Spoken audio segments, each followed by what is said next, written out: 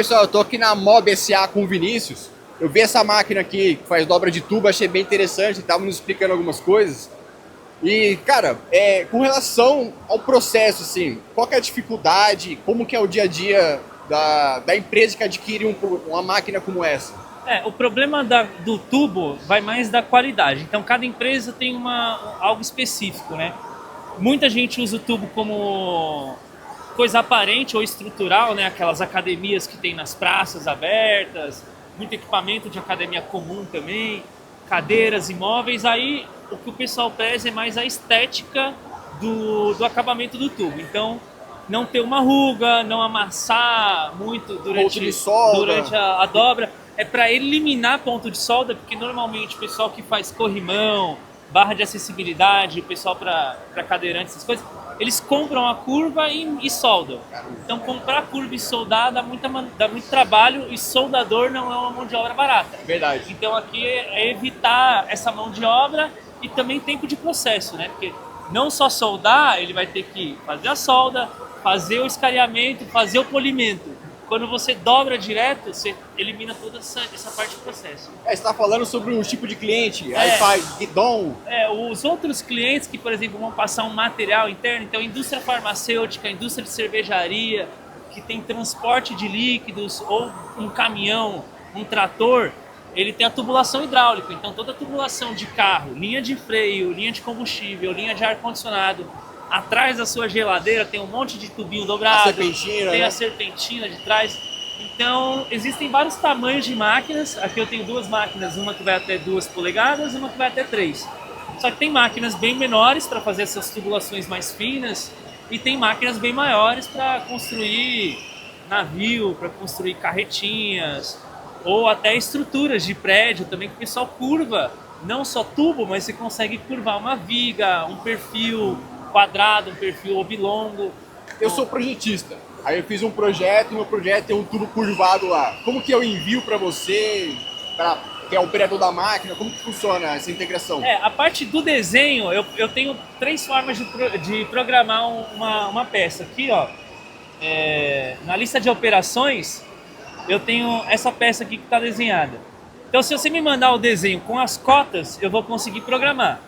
Mas o que eu vou precisar? Eu vou precisar da parte reta, o ângulo de dobra. A parte reta, o ângulo de dobra. Claro que tem um raio aqui, ó, por exemplo, eu tenho duas curvas, uma de 90 graus no raio pequeno, uma de 90 graus no raio maior. Então eu tenho que pegar as informações do seu desenho, claro, tenho que fabricar a ferramenta, porque a ferramenta ela é fixa, né? Então esse raio aqui é o tamanho daquela ferramenta que está lá na máquina. A ferramenta é aquela peça que tem a cavidade, o diâmetro do tubo. Ela tem esse raio, né? O ângulo de dobra eu posso variar. Mas se vai ser um raio mais suave, um raio mais fechado, eu tenho que fabricar a ferramenta. E aí aqui eu posso informar a parte reta, o ângulo e o giro, parte reta, ângulo e giro, ou eu posso pôr o plano cartesiano. Eu ponho, aqui seria o 000, aqui seria x, 500, y. Eu pego os pontos cartesianos, eu também consigo fazer a peça. Ou, no caso dessa máquina, eu importo o arquivo direto. Se você me der um arquivo IGS ou STEP, eu importo direto. Entendi, aí ele identifica sozinho as curvas. Eu só não posso ter acabamento. Se você tiver uma boca de lobo, um furo, alguma coisa, o software ele acaba confundindo o furo com alguma curva, alguma coisa assim. Então, na hora de importar um arquivo aqui, eu importo um arquivo de um tubo liso. Limpo. Você tem que simplificar a geometria só pensando nos formatos. Exato, só na geometria final, sem detalhes de boca de lobo ou qualquer coisa do tipo ali. Cara, fiquei com dúvida com relação à ferramenta. Você falou que tem que fabricar. Então, esse produto aqui, eu vou fabricar ele, eu tenho que desenvolver também a ferramenta para o produto específico? Exato. Então, eu tenho 10 produtos, tenho 10 ferramentas.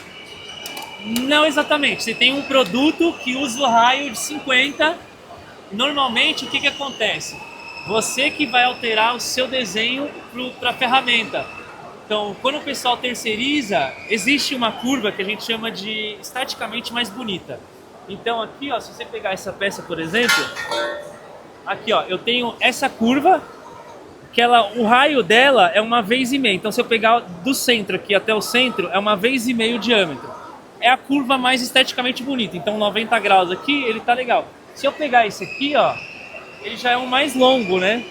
Então é um raio maior numa curva de 90 também. Aqui é um pouquinho mais aberto, mas é um raio maior. Às vezes a estética de uma mais fechada a uma muito aberta não é tão legal. Então, para quem terceiriza a dobra, ele tem tipo um padrão de ferramenta. Olha, eu tenho um tubo de 1 polegada, 2 polegadas, 3 polegadas e 4 polegadas, num raio de 1,5 vez. Aí eu vou adaptar meu projeto. Aí às vezes seu projeto tem essa altura. E aí eu tenho um raio aqui, só que no seu desenho o raio é maior. Então eu ponho uma reta um pouco menor ou um pouco maior para a dimensão final ser igual. Vai mudar um pouquinho aqui, mas normalmente não atrapalha nos projetos. Assim. Entendi. Ou, se você realmente precisa que seja aquele raio, aí você tem que fabricar a ferramenta para fazer aquele projeto. No caso de uma montadora, quando ela fabrica um caminhão, por exemplo, a Mercedes, ela manda o projeto da ferramenta para o terceiro, que vai fabricar o escapamento para eles, que eles só montam, né? A montadora não... É montadora. Ela só faz a lataria e o motor, o resto tudo terceirizado. Então a empresa que vai projetar o escapamento para ela vai pegar o desenho e vai passar o orçamento. Fala, ó, vai custar R$100 cada peça, mais 70 mil, 40 mil do ferramental. Então, o ferramental é seu, Mercedes. A gente vai fabricar. Se a Mercedes mudar o produto, ele já sabe que ele vai ter que mudar o ferramental também. É semelhante que projeta molde para injeção. Exato, é a mesma coisa. Então, coisa. tipo, pô, eu vou injetar aqui essa borrachinha. Pô, meu, o molde é mais caro. E é teu. A gente pode até pôr na nossa máquina e injetar aqui, mas pô, só faz essa peça, esse molde. Então aquela ferramenta só vai meio que fazer aquela peça. Ele já inclui, né, no orçamento que ele vai passar o custo da ferramenta. Incrível. Aqui tem 2 equipamentos. Quais são as diferenças entre eles e quais são as categorias, para entender um pouco mais do catálogo? Eu tenho aqui uma máquina full elétrica, eu tenho alguns movimentos pneumáticos, mas eu tenho 11 servomotores aqui. Então, qual que é a diferença de uma máquina elétrica para uma máquina híbrida, né? Aqui a gente está com o top de linha e a entrada. A gente tem máquinas intermediárias, mas ali a gente usa motores convencionais. Pode dar uma olhada lá? Pode sim.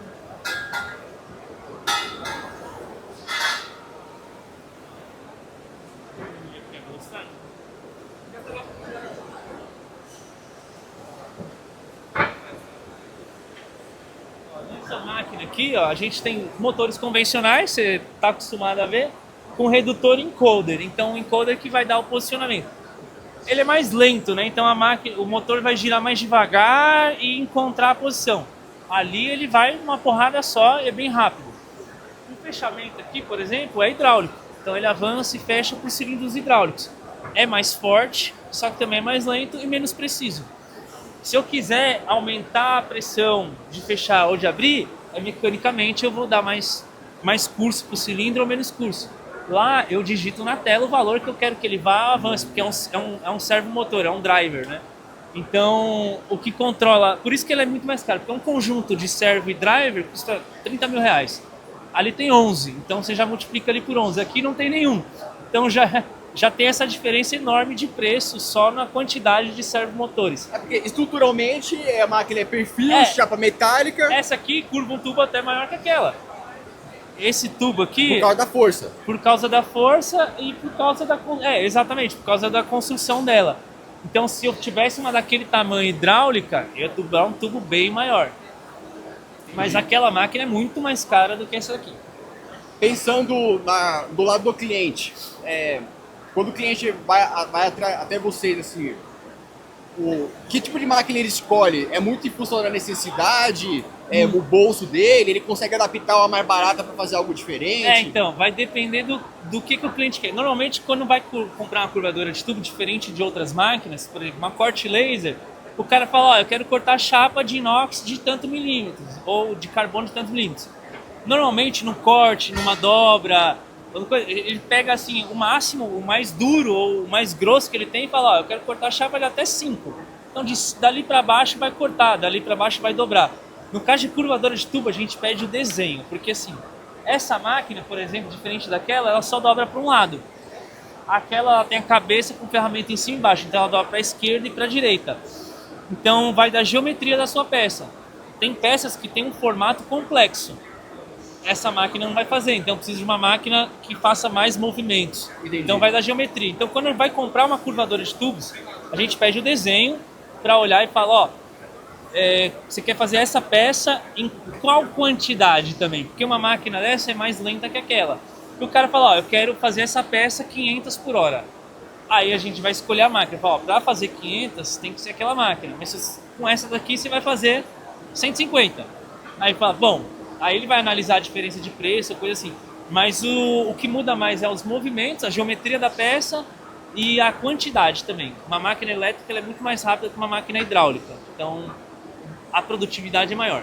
Perfeito. E Vinícius, você é da área técnica? Eu sou engenheiro mecânico formado, eu fiz FATEC, fiz FAAP e trabalho para a MOB aqui no Brasil. É uma empresa de Portugal, já tenho 65 anos já de empresa.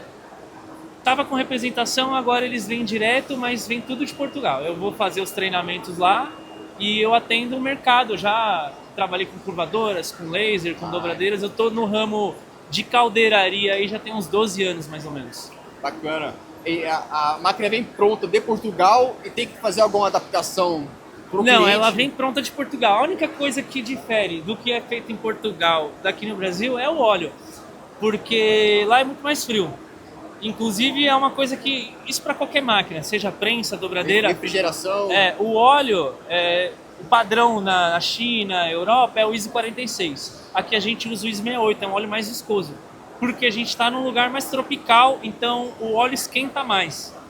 E os galpões, as indústrias também não são climatizadas nem nada. Então você pegar uma indústria em Manaus, é um calor, absurdo, você fica lá, o óleo ele lá esquenta muito, então você perde essa viscosidade do óleo. Então a única coisa que muda é o óleo, que vai dentro da máquina, mas ela vem montadinha, eu não faço nada. Eu ligo a energia nela e coloco o óleo, basicamente é isso. Tiro umas travas porque ela vem bloqueada para não movimentar durante o transporte. Essa é a famosa engenharia de aplicação, né? Exato. Você tem o conhecimento do mercado, de produto, do processo, e tem que linkar a tecnologia com a necessidade do cliente. Exato. É para ver que engenharia não é só ficar fazendo desenho, pensando em máquina. A maior parte do trabalho é lidar com o relacionamento. A minha área é essa, né, de instalar, startar, dar treinamento, suporte técnico e fazer a manutenção das máquinas também, né? Fazer revisões, dar o suporte técnico. Normalmente tem pouco suporte, normalmente a máquina está em garantia, ela normalmente não dá problema. E nessas empresas já tem um setor grande de manutenção. O pessoal tem engenharia de manutenção, engenharia de processo e tal. Então a gente acaba só fazendo revisões esporádicas e venda de peças, porque a galera já tem o eletrônico, o programador, o cara do PLC, já tem tudo. A maioria das indústrias já tem. Quando é um cliente menor, aí sim a gente acaba tendo mais contato ali pós-venda. No geral, essas máquinas duram muito tempo, né? Então, o cliente compra e fica 20 anos com... Normalmente você só vai lá para instalar uma nova. Aí, se ele gostar, ele vai comprar mais uma. Vai torcendo para ele crescer e comprar mais máquina e crescer todo mundo junto também. O cliente acaba comprando, que para ele é vantagem ter várias máquinas do mesmo fornecedor, que aí é uma conversa só, né? Exato, né? E ele já conhece. Tem muita empresa que eu vou que começa com uma... Aí, pô, me deu um problema, não consegui resolver, vou tentar uma outra marca. Aí, no final, ele acaba fixando em alguma ali. Mais pelo pós-venda, às vezes nem é tanto pela máquina em si, mas pelo pós-venda e durabilidade, né? Quem dá mais o feedback ali pra galera é o pessoal da manutenção. Pô, cara, legal. E Vinícius, obrigado, cara. Você explicou muito bem. Tranquilo. Parabéns aí, tamo junto. Valeu.